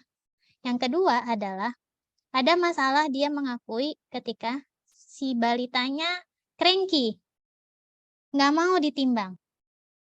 Cara nimbangnya gimana? Dia bilang, akhirnya ibunya naik sama anaknya ke timbangan. Ibunya naik sama anaknya ditimbang, terus cara dapetin berat badan anaknya gimana? Habis itu anaknya diturunin, ibunya ditimbang 2 kali. Jadi timbangan yang pertama dapat berat total anak dengan ibu dikurangi kata dia berat si ibu. Oke, boleh nggak seperti itu? Metode seperti itu valid tidak digunakan untuk mengukur berat badan. Tapi tuh datanya udah dianalisis. Sesuai standar nggak ngukurnya? Itu ngukur berat badan. Dia diam. Di ujian tuh saya tanya. Terus akhirnya, kan yang nggak mungkin saya suruh timbang ulang dong. Ya kan? Anaknya juga udah kemana tahu dia harus ngumpulin lagi di posyandu kan dulu zaman skripsi baheula tuh bisa begitu. Saya nggak mau kamu mesti timbang ulang bisa. Pengujinya minta begitu. Sekarang pasti dibelain sama pembimbingnya. Pokoknya baik-baik lah pembimbing sekarang ya. Akhirnya saya bilang ya udah kamu tuliskan di dalam keterbatasan penelitian karena ada kemungkinan bias pengukuran di sana. Ya. Berat badan anak yang betul-betul dia beneran ditimbang sendiri dengan berat badan anak yang nebeng sama ibunya gitu. Karena nggak sesuai standar pengukurannya. Itu ngukur berat badan. Ada lagi anak, nggak tahu kemarin tuh saya banyak banget nguji anak gizi. Anak gizi ngukur tinggi badan anak SMA. Jadi kita kan badannya kecil-kecil ya. Apalagi Safira gitu kan, maksudnya saya juga kecil gitu. Nah, anak SMA itu yang diukur tinggi-tinggi, gede-gede. Ngukur tinggi badan. Nah, habis itu apa? Dia foto dokumentasi nih, beneran saya habis datang ke SMA ngukur obesitas kalau nggak salah, yang dia ukur tuh outcome-nya obesitas. Kan ngukur IMT ya pasti ya, berat badan bagi tinggi badan gitu kan. Nah, kelihatan saat dia ngukur tinggi badan itu, siswa yang diukur tingginya lebih tinggi daripada dia. Ada masalah nggak di sana? Ada. Gimana cara ngukur yang benar? Saat Dia kita ini mengukur, gimana? Dalila ngomong tadi. Gimana cara ngukurnya? Itu dipermasalahkan waktu sidang skripsi. Karena saat kita mau ngukur tinggi badan, ya, kalau misal kamu nanti tertarik mau ngukur obesitas atau sesuatu yang berkaitan dengan status gizi, ngukur tinggi badan, kalau subjek kita itu lebih tinggi dari kita, maka yang pertama adalah upayakan tinggi badan kita sejajar dengan subjek. Artinya apa? Kita harus naik kursi dulu, sejajar atau lebih tinggi dari si subjek. Ya, jadi kita harus naik kursi dulu. Terus si subjeknya suruh berdiri di bersandar ke bidang datar gitu ya, tumitnya menempel ke dinding. Nah, kemudian dindingnya lurus, nggak mencong-mencong gitu. Bukan kayak menara Pisa ya, dindingnya lurus. Nah, kemudian pakai penggaris atau pakai buku boleh yang bersifat datar. Nah, mata kita harus tegak lurus dengan ujung kepalanya dia. Gitu. Jadi kita ngukurnya di sana melihat garisnya tegak lurus dengan mata kita. Jadi nggak boleh kita dangak gitu, nggak boleh. Maka harus posisinya kitanya harus naik kursi dulu. Untuk kan ini sentimeter, ya ukurannya kan sentimeter itu kecil, gitu. Segitu orang dewasa. Kalau ngukur anak-anak gimana? Kalau kita ngukur tinggi badan anak-anak yang sudah bisa berdiri, boleh nggak kita ngukurnya sampai berdiri kitanya? Enggak boleh, kitanya jongkok. Ya, ngelihat garis kepala si anak itu nyampe ke garis itu nggak boleh kita sambil berdiri tapi jongkok. Mata kita harus sejajar sama ujung kepalanya si anak. Tarik garis pakai penggaris, dia mentok di titik sentimeter yang mana. Gitu. Paham? Itu ada tekniknya. Sebegitu ketatnya untuk mengukur validitas suatu data, gitu ya. Gitu. Dan itu pasti ditanya. Saat kamu ngambil data primer, ngukurnya gimana? Itu saya bisa setengah jam sendiri nanya gitu doang ya. Kadang ada mahasiswa muter-muter jelasinnya. Cuma nanya ngukurnya gimana. Itu pentingnya. Ya, udah 14:04, kita lanjutnya. Lewat 42 maksud saya. Kita lanjutin lagi minggu depan. Oke? Pemanasan. Ada yang mau ditanya? Miss, Bu, mau berarti nanya, dia Bu. langsung. Siapa Silakan, dulu? Dalila. Dalila dulu deh, nggak apa-apa. Saya nanya dikit doang. Berarti langsung bagi kelompok aja ya, Miss? Buat yang laporan, buat yang manuskrip. Oke, silakan. Yang tadi. Ya, berarti kalau yang buat bikin laporan dibagi 3 kelompok besar. Artinya ada 4-4 ya. 4-4 atau 5 ya, ada yang 5 ya. Karena 13 kan. Kemudian satu lagi berdua-berdua. Ada yang bertiga. Gitu ya. Berdua-berdua ada yang bertiga untuk bikin penelitian.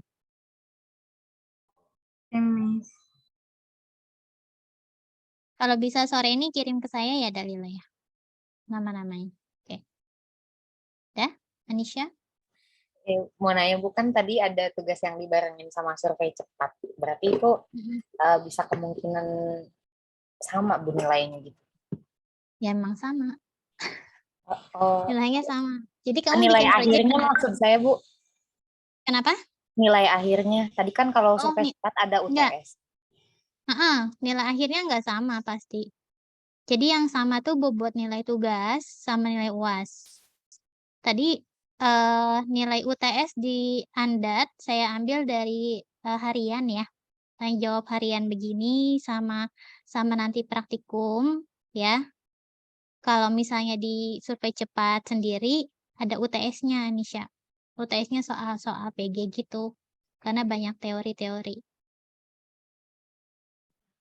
Oke, terima kasih Bu. Sip.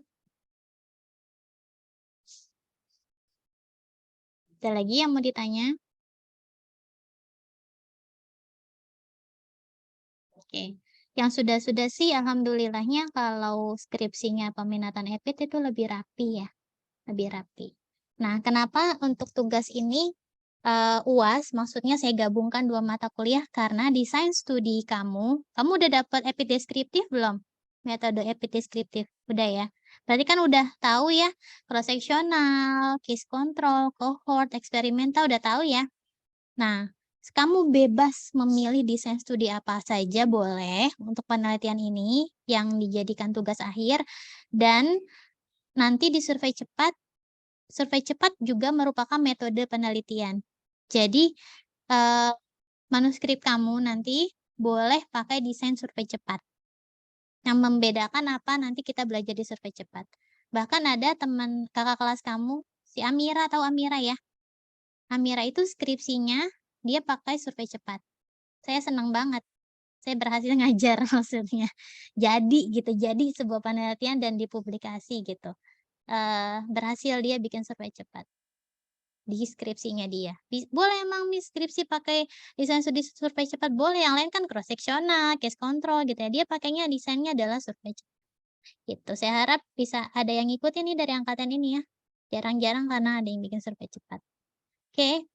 Kalau tidak ada yang tanya lagi, kita sudahi ya. Saya lewat 5 menit nih. Oke, terima kasih semuanya. Sampai berjumpa minggu depan. Berarti tugasnya adalah tolong cari topik. Kira-kira tertariknya apa? Nanti kelompok ini saya akan bagi. Dan nama kelompoknya berarti saya input ke 2 mata kuliah di Edlink. Oh ya Allah, saya belum absen. Ya, saya belum mulai juga. Saya lupa lagi. Ini ngeselin banget deh. Mulai sesi. Bentar. Sorry. Saya harus. Ini hadir semua kan ya? Ini tuh ngeribetin dosen. Karena kamu bisa nggak ngisi absen sekarang? Coba cek di Edlink. Tahu saya cuma dosen doang bisa ngisi. Nggak ada, Miss. Nggak ada pilihan Hah? untuk ngisi. Nggak ada kan? pilihan untuk ngisi absen. Nggak ada. Iya, jadi dosen Iya, doang ini. yang bisa. Iya. Nih, tuh. Kita lihat. Baru deh kamu hadir. Kelihatan nggak?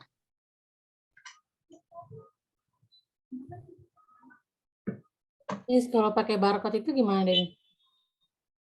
Apa? Kalau pakai barcode kamu ngisi sendiri. Oh, Miss yang ngasih barcode-nya ya? Iya, saya ngasih barcode, kamu scan pakai HPA, ribet banget, tinggal saya centang aja, udah selesai. Ya kan? Iya, Miss. Iya, Miss. Nggak usah Anaknya ribet-ribet lah. juga. Nah, tadi tuh baru ada 5, sekarang udah ada 13 ya. Udah hadir semua ya. Nah, nanti nih saya nginput di sini nih kelompoknya nih. Ntar tugas kelompoknya nanti tolong diuploadnya di akhir banget, diuploadnya 2 kali. Tapi nanti ada beberapa yang saya kasih buat dimasukin di Andat, ada yang di SCE. Jadi dua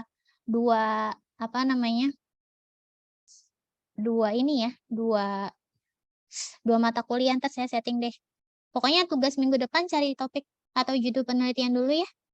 Ya, kelompok diskusi. Kalau bisa di input di sini saya kasih di input. Di sini tugas. Kalau tidak bisa, nanti secara lisan aja minggu depan kita diskusi. Kita aja ya. Oke, absen udah selesai, beres. Kan ngaco banget, udah selesai kelas baru mulai. Duh, saya lupa banget. Tadi sangkanya saya nggak ngajar lagi. Ya udahlah, biarin aja.